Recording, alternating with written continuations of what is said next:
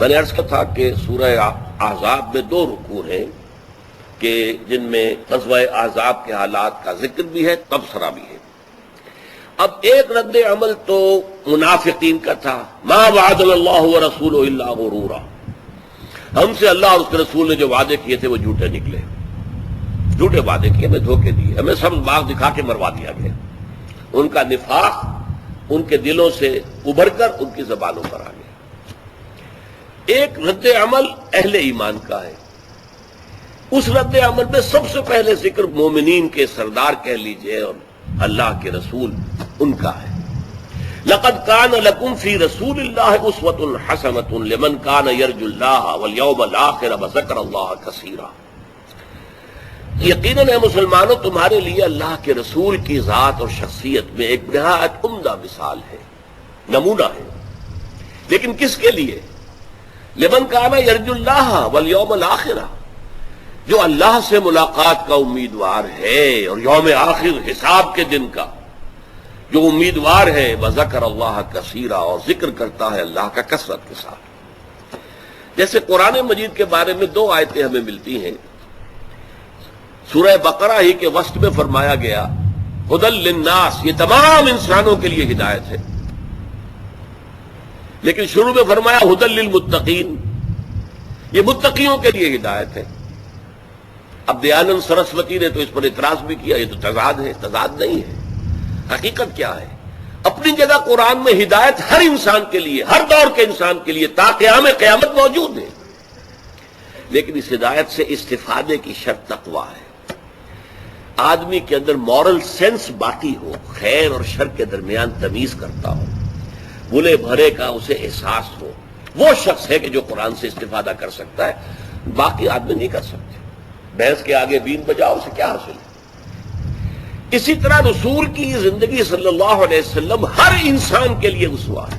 یہ اپنی جگہ وقت نہیں ہے، میں سیرت کی تقریروں میں واضح کیا کرتا ہوں کہ سپہ سالار کے لیے، صدر ریاست کے لیے اور چیف جسٹس کے لیے، ایک داعی کے لیے، مبلغ کے لیے، مربی کے لیے، مزکی کے لیے، امام کے لیے، خطیب، ہر حیثیت میں باپ کے پہلو سے، شوہر کے پہلو سے اسوہ ہے، کامل اسوہ ہر انسان کے لیے، اسوہ حسنہ۔ لیکن اس آیت کو جس طریقے سے ہمارے ہاں سیرت کی تقریروں میں مس یوز کیا جاتا ہے، اس میں سے مراد کیا ہے؟ شاید صرف مسواک کر لینا، شاید کچھ اور، صرف یہ کہ پائچے آپ نے جو ہے وہ ٹخنوں سے اوپر کر لیے، یہ بھی ہے، حضور کا حکم ہے، اتباع ہے، نیکی کے کام۔ اصل اسوہ کیا ہے؟ یہ غزوہ احزاب کے بیچ میں آیت آ رہی ہے، اصل اسوہ تو یہ ہے، باطل کے ساتھ پنجہ آزمائی، باطل کے ساتھ ٹکر لینا، جو پختہ شوی خدرہ بر سلطنت جم سن، جان مال ہر چیز کو قربان کرنے کے لیے تیار۔ اصل اسوہ تو یہ ہے، ٹھنڈے ٹھنڈے آرام سے، باطل غالب ہے، آپ رہ رہے ہیں آرام سے، مکان بنا رہے ہیں، عالیشان محل بنا رہے ہیں، ہاں نماز پڑھ رہے ہیں، روزہ رکھ رہے ہیں، تہجد بھی پڑھ رہے ہیں، یہ تو اسوہ نہیں ہے محمد کا صلی اللہ علیہ وسلم۔ اسوہ رسول تو کچھ اور ہے۔ آپ نے تو قوت جمع کی ہے، پہلے 12 برس مکے کے اندر جو ہے آپ نے دعوت، تبلیغ، تربیت، تزکیہ، یتلو علیہم آیاتہ ویزکیہم ویعلمہم الکتاب والحکمہ، انہیں منظم کیا، سمع و طاعت کا خوگر بنایا، جو پختہ شوی خدرہ بر سلطنت جمزن، اور جب پختہ ہو گئے، تیار ہو گئے، معتدب تعداد میں لوگ آ گئے، ان کی تربیت ہو چکی ہے، ان کا تزکیہ ہو چکا ہے، صرف اللہ کی رضا کے سوا انہیں کچھ مطلوب نہیں ہے، نہ دنیا نہ فتح نہ کچھ مطلوب نہیں، اللہ راضی ہوتا ہے۔ پھر اس جماعت کو ٹکرایا باطل کے ساتھ اور سخت ترین مراحل میں سے گزرے، تو یہ ہے اسوہ اصل میں محمد رسول اللہ کا۔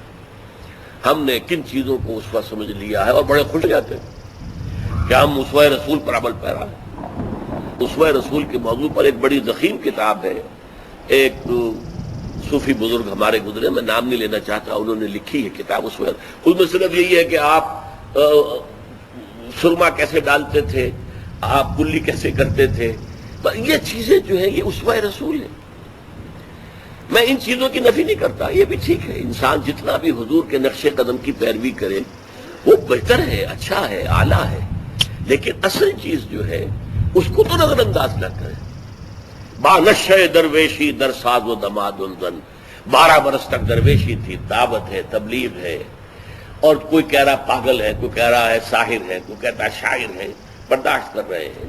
پھر جو ایمان لائے ہیں ان کے اوپر ان کو مارا جا رہا ہے، پیٹا جا رہا ہے۔ وہ سب جو ہے مکی دور کا اس کو یاد کیجئے، ان کو تربیت دی گئی ہے حکم ماننے کی اور سم و طاعت کی۔ پھر جب تیار ہو گئے تو پھر باقی کے خلاف آئے میدان میں، باقی کو للکارا۔ یہ ہے اسوہ۔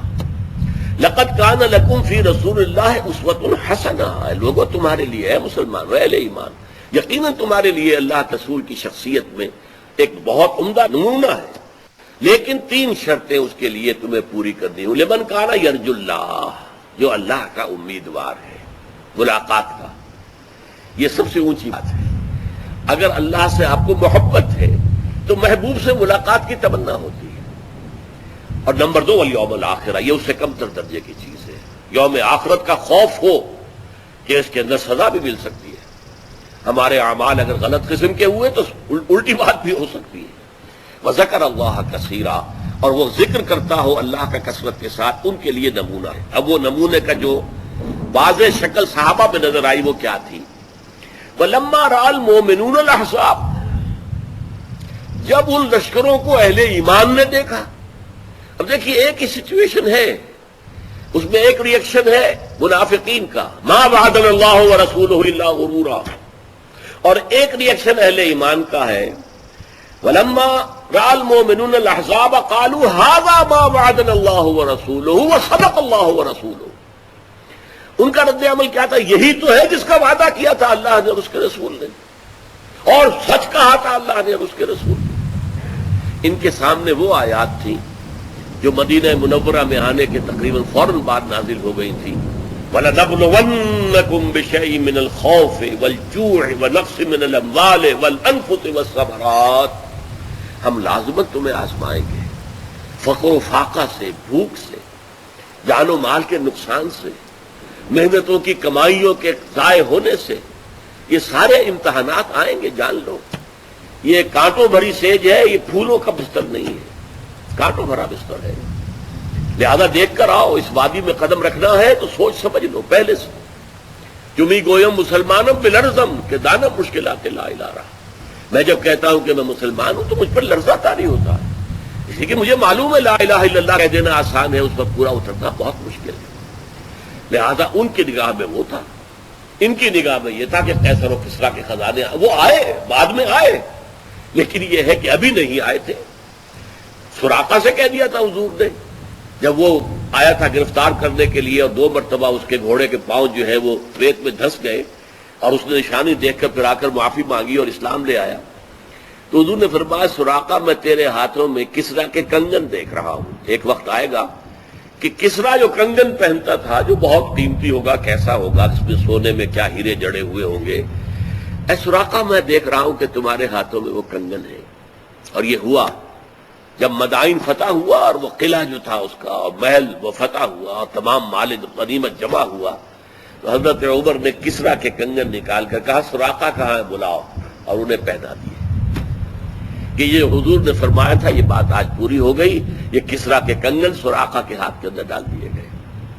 لیکن یہ وعدہ پورا ہونے میں ابھی وقت ہے۔